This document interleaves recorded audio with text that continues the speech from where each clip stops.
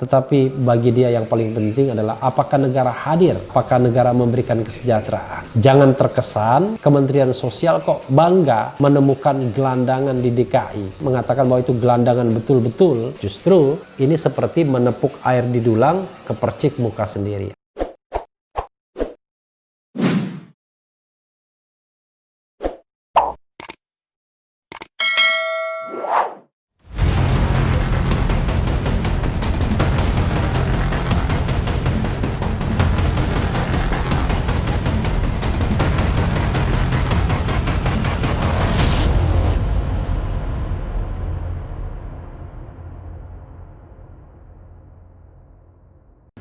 Assalamualaikum warahmatullahi wabarakatuh, Sobat RH sekalian. Jumpa lagi kita di channel yang keren ini, Keren Cadas. Ini rupanya ada berita Risma agak agak kesel mungkin. Risma jenguk Kastubi, gelandangan yang dituding sandiwara ya. Sebagaimana dilansir CNN Indonesia Jumat 8 Januari 2021. Jakarta, CNN Indonesia. Nanti saya mau membahas mengenai aspek teritorial dan aspek sektoral ya dalam hubungan pusat dan daerah. Jakarta, CNN Indonesia. Menteri Sosial RI Tri Risma hari ini mengunjungi Balai Rehabilitasi Sosial Eks Gelandangan dan Pengemis BRSEG Pangudi Luhur, Bekasi pada Jumat 8 Januari. Di sana ia menyapa para tunawisma termasuk menjenguk sosok Kastubi yang sempat viral beberapa hari lalu. Kastubi viral setelah ditemukan Risma di kawasan Tamrin. Di media sosial sebagian warganet menyebut aksi belusukan Risma bertemu Kastubi sebagai rekayasa. Sebagian membela Risma ya, as usual ya. Gara-gara kita jadi cebong dan kampret.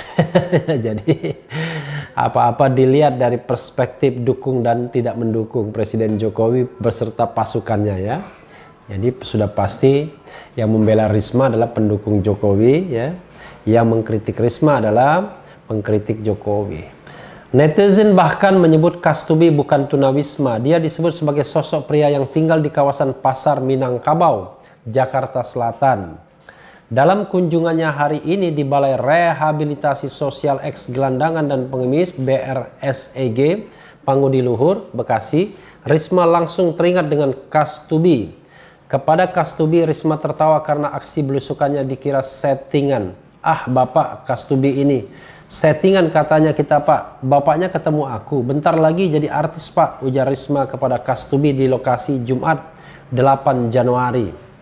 Kastubi yang ada di ruangan berbeda hanya tersenyum sambil menganggukkan kepalanya kepada Risma. Meski tak mendapat jawaban, Risma tetap bertanya mengenai kondisi Kastubi saat ini. Risma pun menjanjikan pekerjaan kepada Kastubi supaya bisa mendapat penghasilan tetap. Enak di sini toh Pak, nggak kehujanan. Udah di sini, nanti saya carikan kerjaan, ucap Risma. Sesuai bincang singkat dengan Kastubi, Risma berkeliling balai. Saat berkeliling dirinya tertawa lagi karena sempat mendapat banyak cibiran karena Kastubi. Tertawa dia, aku yang dibully, pungkasnya sambil pergi. Ini ada juga Kemensos buka suara soal tunawisma Sudirman Tamrin diragukan ya. Kita bacakan ya. Kepala Bagian Publikasi dan Pemberitaan Kementerian Sosial Kemensos Herman Koswara menanggapi pertanyaan sejumlah pihak yang mempertanyakan keberadaan tunawisma di kawasan Sudirman Tamrin, Jakarta Pusat.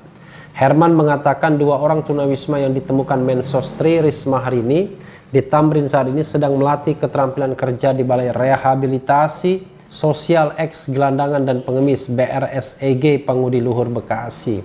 Ya, mereka di balai. Kalau mau lihat di balai silakan ke Pangudi Luhur di Bekasi, kata Herman saat dihubungi cnnindonesia.com Kamis 7 Januari. 2 orang yang ditemui Risma di Tamrin tersebut, Herman sebagai pemerlu pelayanan kesejahteraan sosial PPKS. Termasuk dalam kelompok PPKS ini adalah pengemis, pemulung, anak jalanan, dan orang yang tidak mampu menafkahi hidupnya.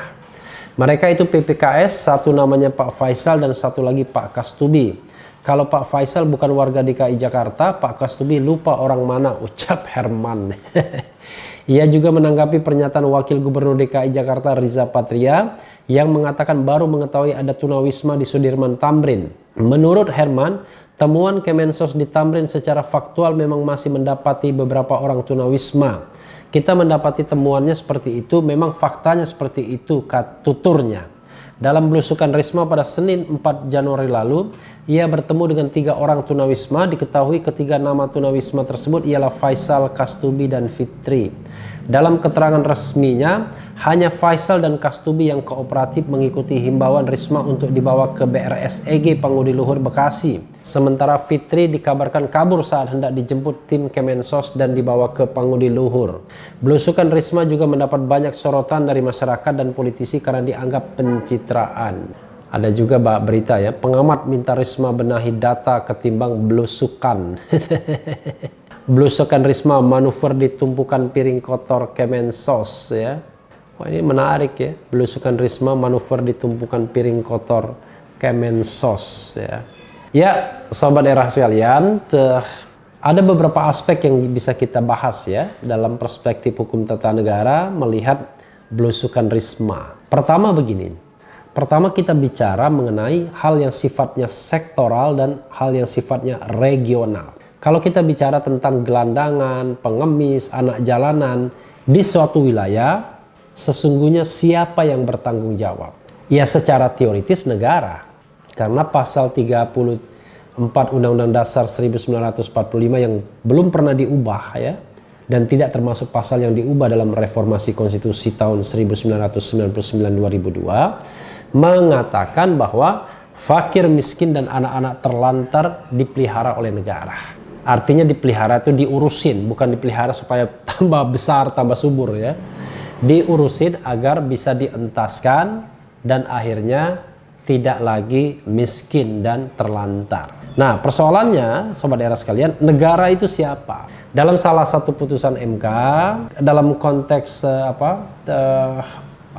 asuransi ya, social insurance, asuransi sosial, MK mengatakan bahwa negara itu tidak hanya pemerintah pusat tapi juga pemerintah daerah. Itulah negara. Jadi negara itu bisa pemerintah pusat, bisa pemerintah daerah. Kalau kita bicara teori tentang negara, ya negara itu terdiri dari 1 rakyat, 2 wilayah, 3 pemerintah ya. Tetapi dalam percakapan sehari-hari kalau kita bicara tentang negara, selalu kita merujuk pada salah satu unsur dari negara yaitu penguasa atau pemerintah. Nah, dalam konteks ini kita bisa bicara tentang pemerintah. Dan pemerintah itu bisa pemerintah pusat, pemerintah daerah. Kalau kita kaitkan dengan urusan gelandangan yang ada di suatu daerah, maka akan ada 2 sektor yang berhimpit, yaitu 1 kewenangan regional, kepala daerah, dan yang kedua kewenangan sektoral, yaitu kementerian atau lembaga yang terkait. Inilah soalnya sobat era sekalian, karena berimpitnya ini sering bisa menyebabkan pergesekan. Biasanya sebuah kewenangan kalau ada dananya cepat mau diambil, tapi kalau tidak ada dananya mau diserahkan. Nah, rupanya soal gelandang dan pengemis ini luar biasa. Menteri Sosial Risma ya, dia ingin men-take over seolah-olah ya, tapi terkesan bahwa dia ingin meng-kick gubernur sekarang sebagai orang yang dianggap tidak becus mengurusi wilayahnya. Jadi harusnya barangkali ya ke depan justru Risma lebih bertindak sebagai policy maker, jadi pembuat kebijakan ketimbang implementer ya. Jadi ketimbang pelaksana. Jadi dia pembentuk policy, jangan dia pelaksana kebijakan. Pelaksana kebijakan ya cukuplah daerah melalui pemerintah daerah. Jadi kalau ada soal-soal seperti itu, gelandangan, pengemis dan lain sebagainya, harus di-refer ke pemerintah daerah. Kerjasama. Jangan langsung main langsung belusukan, menangkap orangnya dan dimasukkan ke semacam panti atau semacam pusat rehabilitasi dan lain sebagainya yang seolah-olah melampaui kewenangan pemerintah daerah.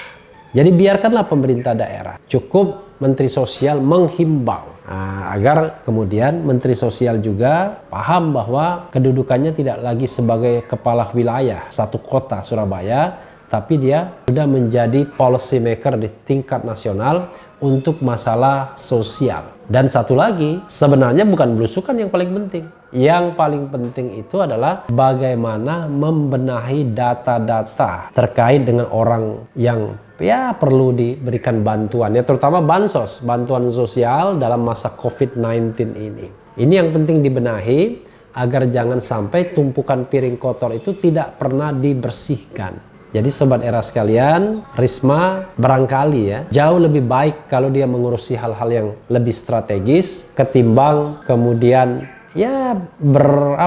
bertindak seperti halnya seorang kepala daerah yang punya wilayah. Jadi dia tidak punya wilayah sesungguhnya, tapi wilayah dia adalah wilayah nasional dan sifatnya adalah policy making, dia policy maker. Dia membuat sebuah kebijakan yang bisa dilaksanakan oleh daerah masing-masing, walaupun tetap menghargai azas otonomi daerah. Tapi kalau langsung belusukan misalnya, maka pasti terjadi ketimpangan, karena yang terjadi adalah yang diurusi hanya Jakarta saja, maka dibilang menteri urusan Jakarta. Sama seperti seorang presiden, belusukan harus dikurangi mau tidak mau. Presiden Jokowi mampu melakukannya di Solo dan di DKI, tapi tentu sebagai Presiden Republik Indonesia, yang diinginkan dari seorang presiden bukan belusukannya, tetapi bagaimana dia membuat policy yang membuat kita semua berbahagia, senang dan memiliki harapan terhadap negeri ini sebagai negeri yang gemari pahloh jinawi, baldatun thayyibatun wa rabbun ghafur. Sobat era sekalian, polemik soal apakah ini settingan atau tidak settingan, biarkanlah menjadi bumbu-bumbu penyedap saja. Tidak perlu juga di stop, karena itu adalah kebebasan berpendapat, kebebasan untuk menyampaikan sebuah opini. Tidak perlu kemudian ditingkahi dengan ancam-mengancam misalnya. Debat is okay sepanjang itu hanya berdebat. Tidak kemudian tiba-tiba satu pihak membawa kasus ini ke pengadilan karena kasus ini ke penegak hukum karena dianggap hoax, Coba bayangkan tiba-tiba Menteri Risma diadukan, atau sebaliknya orang yang mengkritik Risma diadukan karena dianggap melakukan penghinaan, pencemaran nama baik dan lain sebagainya. Jadi berhentilah kita sebagai bangsa yang suka adu mengadu, seperti tidak bisa menerima perbedaan dan tidak bisa menerima bahwa ini era media sosial di mana banyak orang berpendapat. Dan kita harus siap karena kita memasuki wilayah ini. Kecuali kalau kita mau menghindar dari wilayah ini. Tapi ketika kita sudah menjadi public person, person in public, maka mau tidak mau kita harus siap dengan konsekuensi ini, mengkritik dan termasuk dikritik. Tapi mudah-mudahan mereka yang dikritik, mereka yang mengkritik siap juga tidak melibatkan aparat penegak hukum dalam proses berdemokrasi kita. Jangan sampai kemudian kita bangga melaporkan orang dan kemudian memenjarakan orang hanya karena berbeda pendapat, hanya karena berada di kubu yang berseberangan. Padahal at the same time banyak juga kritik-kritik yang sering dilontarkan oleh satu kubu dan itu tidak pernah mau dilaporkan karena kebetulan aspirasi politiknya sama.